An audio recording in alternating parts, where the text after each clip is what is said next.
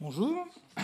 Donc, comme Jérôme l'a signalé, c'est une série de 3 présentations.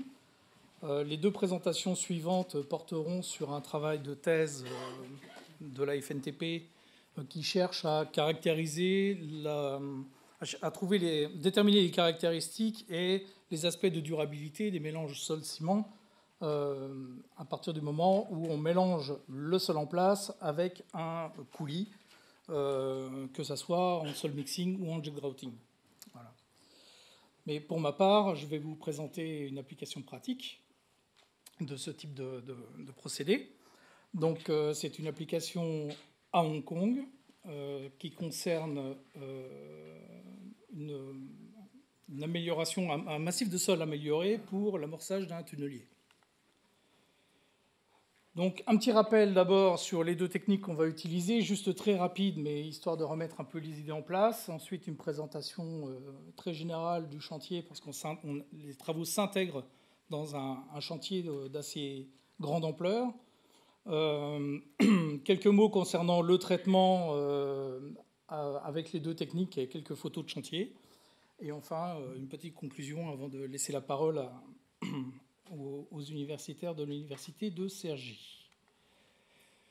Bien, donc les 2 techniques de deep soil mixing et de jet grouting sont basées sur le même procédé ou le même principe qui consiste à les mélanger du sol en place avec un liant pour obtenir un matériau plus homogène, un matériau qui a des nouvelles caractéristiques de résistance à la compression, de cohésion, de perméabilité, de déformabilité, etc.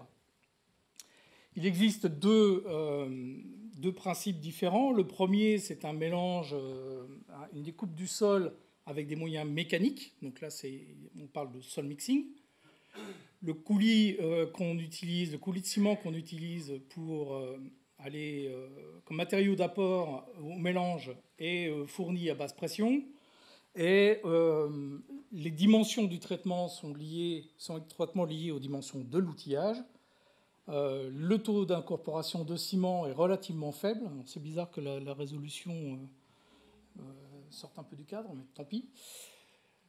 Et donc on s'attache aussi à bien gérer une notion d'énergie de malaxage pour avoir un mélange le plus homogène possible et essayer de contrôler cette homogénéité, sachant que, bien sûr, il y a plus de 50% du sol en place qui se retrouve dans le matériau final. Donc pour se retrouver avec quelque chose d'homogène, il faut aussi que le matériau en place, enfin le sol en place soit relativement homogène. Si on a différentes couches, on va avoir quelque chose qui va être assez variable.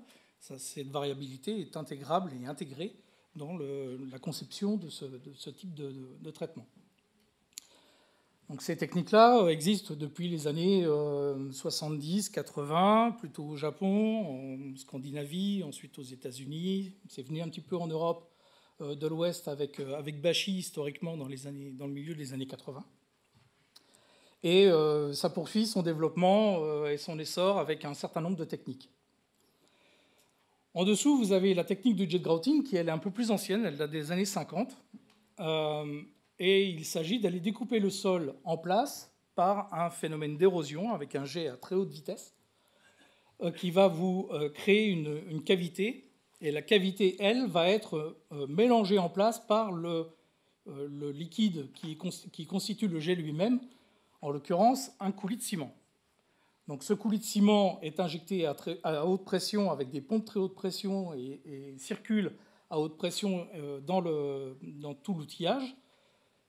Et lorsqu'il sort de l'outillage par un orifice ici, qui est une buse, alors on peut en avoir une ou plusieurs, hein, mais on transforme la pression de ce jet en énergie cinétique qui permet d'aller découper le terrain. Plus on va augmenter la pression et le débit, plus on va rester longtemps à la même cote, plus on va créer une colonne qui va augmenter en termes de diamètre jusqu'à atteindre, bien entendu, une dimension limite au-delà de laquelle on peut injecter tout ce qu'on veut, il n'y a plus rien qui va se passer. Donc là, bien entendu, le taux d'incorporation de ciment, lui, est plus important qu'en sol mixing. Le corollaire de tout ça, c'est on sort un peu plus de terrain et on a aussi un peu plus de résistance. Et les dimensions de la colonne sont liées à des notions d'énergie, donc la combinaison entre pression, débit et vitesse de remontée pour le jet. En ce qui concerne le sol mixing, donc il existe plusieurs techniques. Là, on applique la technique GeoMix.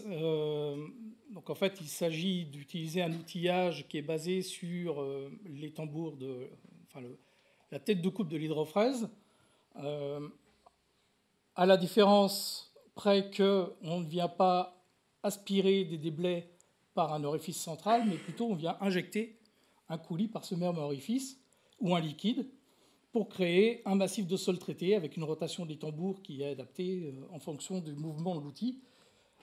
Et on crée donc des éléments de sol traité qui ont une section rectangulaire et qui ont une certaine épaisseur qu'on s'est fait varier en changeant les tambours qui sont de chaque côté de l'outillage.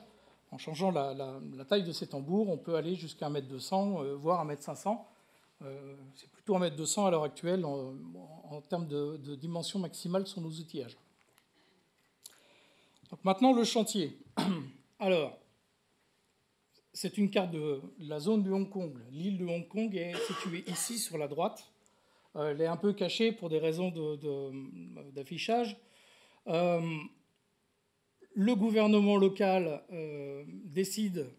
a décidé, il y a de ça quelques années, d'augmenter les interconnexions entre la province de Hong Kong, qui était indépendante et sous protectorat anglais avant, et donc décide d'augmenter ces interconnexions avec la Chine populaire, et donc de développer tout un tas de voies de circulation, donc des nouvelles autoroutes. Ici, le pont de Macao, qui est maintenant terminé, qui va être bientôt mis en circulation. Une interconnexion ici avec une nouvelle plateforme qui est gagnée sur la mer et qui accueille des infrastructures frontalières. Et ici, un tunnel routier qui traverse le bras de mer, parce que bien entendu, il ne faut pas couper l'accès des bateaux jusqu'au port de Hong Kong. Et donc, ce tunnel routier fait une longueur de 5 km, la longueur de ce bras de mer ici, et va descendre à 50 mètres sous le niveau de la mer actuel. Et tout ça, ça se fait avec un tunnelier à pression de terre, avec, comme on n'a pas de place dans cette partie du monde, on crée des îles artificielles avec du sable. Donc on crée une île artificielle ici, sur la côte nord, pour réaliser le puits d'accès du tunnelier et le massif d'accostage, pour faire démarrer les deux tunnels. Et ici, une île artificielle pour la partie réception du tunnelier. Depuis lors, il y a aussi les travaux de l'extension de l'aéroport de Hong Kong, travaux qui ont été un peu évoqués par Philippe Jossu tout à l'heure. J'en parlerai pas ici, parce que ce n'est pas le moment. Et puis les travaux sont loin d'être terminés, mais sachez que cette plateforme ici, à l'heure actuelle, il y a plus de 200 bateaux qui y travaillent, 200 bateaux, navires, barges, etc., et on réalise le plus gros chantier de sol mixing offshore du monde dans cette zone. Et ça, ça fera l'objet de présentations ultérieures. Ce n'est pas du tout le sujet pour le moment. C'est aussi de l'amélioration de sol. Donc voilà, je vais donc vous parler de ce qui se passe sur cette île artificielle ici. Donc voilà un peu une vue d'artiste, avec cette île artificielle qui est gagnée sur la mer, qui est remblayée. On voit ici, on distingue ici la route là, qui descend et qui arrive dans deux tubes parallèles avec des cross-passages, donc qui sont faits avec deux tunneliers à pression de terre. Une vue de cette île pendant les travaux. Donc ici, vous avez les travaux de parois moulées qui sont en cours de réalisation. Donc ça, c'est le chiffre 1. Vous avez un puits de ventilation qui sera fait en jet. Alors, tout ça par l'entreprise générale. Il ne s'agit pas de travaux faits par Soletanche Bachy. Nous avons juste la zone 6 ici. La zone 6, les chiffres n'ont pas changé, c'est pas grave, c'est le massif d'accostage qui est là. Et nous avons aussi fait quelques pieux dans la zone 5, mais ça, ce n'est pas le sujet non plus. En termes de profil géotechnique, donc, on est sur à peu près 20 mètres de sable limoneux qui a été remblayé sur la mer. On arrive ensuite sur le fond marin qui est de à peu près 5 mètres d'argile plutôt limoneuse, qui était molle au départ et qui finit par se consolider, évidemment, avec le poids de la surcharge. Et en dessous, à partir de 25 mètres de profondeur, on tombe sur du granit qui est décomposé et qui devient progressivement de plus en plus sain, avec des résistances à la compression de l'ordre de 180 mégapascales, donc quelque chose de très, très raide, très costaud. Voilà, donc le sujet consiste à aller améliorer le sable et à aller s'ancrer dans cette argile limoneuse. Donc initialement, le projet consistait à réaliser un massif de sol traité, de faire ce massif en une seule fois pour les 2 tunneliers qui vont démarrer en parallèle l'un de l'autre, et d'aller réaliser des colonnes de jet en partie inférieure pour aller supporter, transférer toute la charge de ce massif de sol traité qui, lui, va monter en densité, et d'aller transférer toute cette charge verticale jusqu'à un horizon qui est plus costaud et capable de supporter cette charge. Donc, grosso modo, le substratum granitique. En termes de caractéristiques, on nous demande d'aller chercher 3 MPa de résistance à la compression dans les sables, 1,7 dans les marine deposits, donc dans les couches argileuses, et le traitement est divisé en 2 zones. Une zone proche de la paroi moulée existante, qui est ici, hein, qui est symbolisée là par cette partie grise.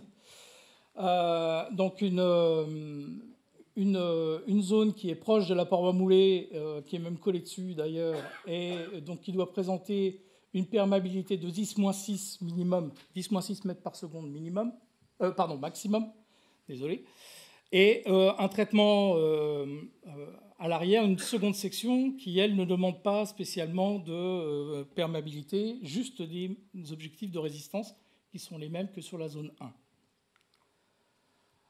Donc pour réaliser ça en deep sol mixing avec la méthode GeoMix, on prend les panneaux et on les assemble les uns avec les autres. Donc pour avoir une continuité dans les 4 directions, comme c'est demandé dans la portion 1, il suffit de réaliser des séquences en primaire, secondaire, tertiaire, quaternaire, en venant remordre à chaque fois sur toutes les faces.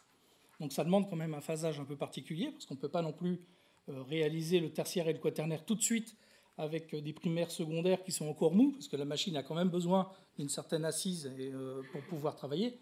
Donc il faut aussi que ces parties-là soient faites au préalable et qu'on attende un début de prise sur ces zones-là, et une capacité portante suffisante au niveau de la plateforme pour qu'on puisse venir ensuite réaliser les panneaux tertiaires et quaternaires. Et sur la deuxième portion, on se retrouve avec des lignes de primaire-secondaire pour faire un mur continu. Et on n'a pas besoin spécialement d'aller étancher ce petit espace-là qu'il y a entre 2 lignes consécutives. Donc pour réaliser ça, on prévoit de travailler avec un ciment local, qui est un ciment Portland, tout ce qui est le plus classique, qui est quand même résistant au sulfate, bien évidemment. Et pour atteindre les résistances qui sont demandées, on obtient un dosage de 520 kg par mètre cube, qui est le dosage prévu initialement au niveau du design, en tenant compte des dispersions et de tout ce que je vous ai dit avant, sachant que les résistances, ce sont des valeurs minimales qu'on vous demande. Donc il vous faut absolument 3 mégapascales partout, au moins, et un 75 dans les argiles. Comme en sol mixing, on a du mal à venir approcher des structures existantes, on décide de prolonger le traitement, ou du moins de faire un traitement additionnel dit de collage, avec une série de colonnes de sol mixing qui permettent de faire adhérer, d'assurer la continuité entre le béton de la paroi moulée et le traitement, le massif de sol traité. Donc voilà les paramètres de jet pour les colonnes sous-jacentes qui doivent faire 2 mètres et les colonnes de collage qui doivent faire 1,60 m pour venir au contact pour faire coller le traitement ou assurer une continuité entre le traitement et le béton de la paroi. On voit tout de suite ici les dosages en ciment qui sont grosso modo au double de ce qui est nécessaire pour faire du sol mixing, pour le même résultat. Alors tout ça c'est très bien, mais malheureusement, évidemment, quand on se lance dans ce type de projet avec un sable qui est remblayé, On ne connaît pas forcément les caractéristiques de ce sable. Et donc, on a fait des carottages de contrôle. On a fait des carottages de contrôle aux quatre coins du traitement, et on s'aperçoit qu'il y a une zone pleine de boulders, d'inclusions diverses et variées, aux alentours de 15 mètres de profondeur, grosso modo aux 2/3 de la couche de sable. Et en fait, on s'aperçoit qu'au niveau du remblai, il y avait des zones très rocheuses qui ont été utilisées. Alors, c'est le morceau de granit à 180 mégapascales, donc autrement dit très difficile à passer. Et on se dit que finalement, il serait bien de revoir un peu le plan de tir et de faire du sol mixing jusqu'au toit de ces inclusions et de compléter avec du jet en dessous. Donc c'est ainsi qu'on arrive aux quantités réellement exécutées, avec beaucoup plus de colonnes de jet double pour venir couvrir la zone sous-jacente à cette partie d'inclusion. Et puis le même nombre de panneaux de CSM, par contre, ils font plus que 15 mètres de profondeur en moyenne au lieu des 21 mètres initialement prévus. Donc pendant les travaux, ça se traduit par une coactivité entre la machine de CSM ici et la machine de jet là, sachant qu'à côté, comme tous les chantiers en Asie, on a énormément de machines de grues, d'engins de terrassement de tout genre qui sont dans une zone assez réduite, avec beaucoup de coactivité. Pour bien dire, entre une journée et le lendemain, assez souvent, on n'avait pas la même plateforme disponible. Donc on avait plus ou moins de place en fonction du bon vouloir de la paroi qui était en particulier, qui était sur le chemin critique de l'exécution des travaux.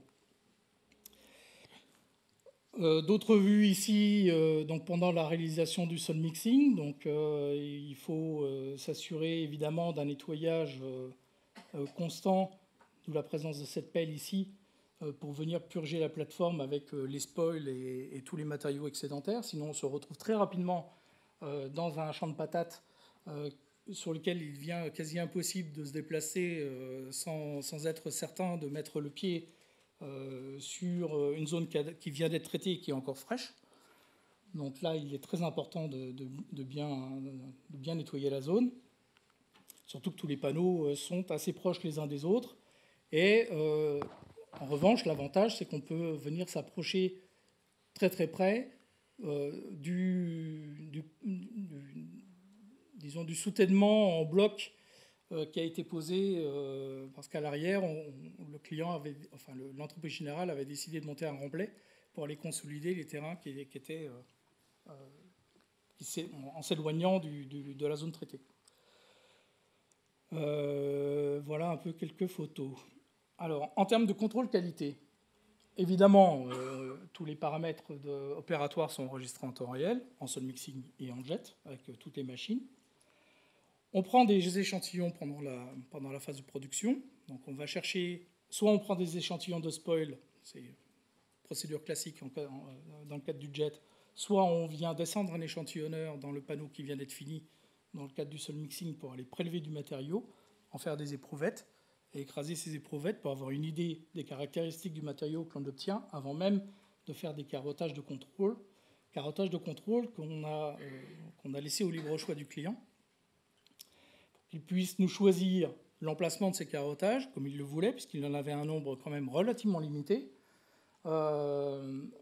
L'objectif, c'était d'en sortir un certain nombre de carottes exploitables pour qu'on puisse y mesurer la résistance à la compression, et d'y passer une caméra pour contrôler la continuité du traitement sur toute la profondeur. Et enfin, en finale, d'aller faire une mesure de perméabilité en place par une méthode type Lefranc ou Lujon.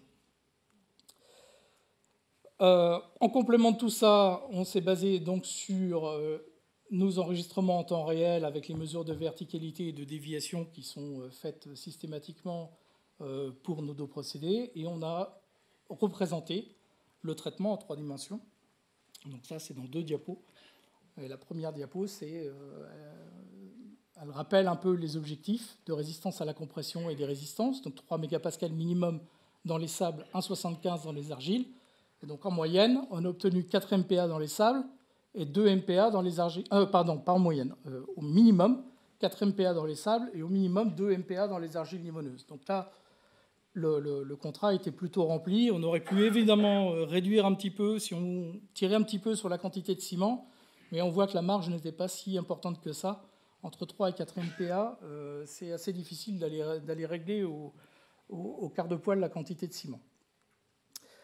Vous avez ici aussi, au moment de l'amorçage du premier tunnelier, une photo qui a été faite au travers du bouclier du tunnelier qui vous montre un peu le traitement et la continuité de ce traitement. Bon, c'est juste une photo un peu qualitative, elle n'a pas d'autres vertus. C'est simplement pour vous montrer à quoi ressemble le traitement en place. Donc voici le massif de sol reconstitué avec les colonnes jointives qui permettent de faire le contact avec la paroi, les colonnes sous-jacentes ici qui montent à une profondeur plus ou moins importante en fonction de la position de la couche c'est même pas des galets, la couche de blocs de granit qu'on a rencontré. Et puis, donc, les deux portions, la portion 1, ici, avec le recouvrement sur les 4 faces des panneaux, et la portion 2, avec une succession de murs parallèles.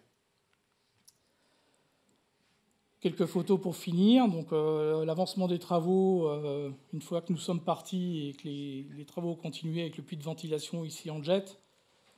Et puis, une photo du démarrage des tunneliers, parce que le premier faisait 17,60 m de diamètre.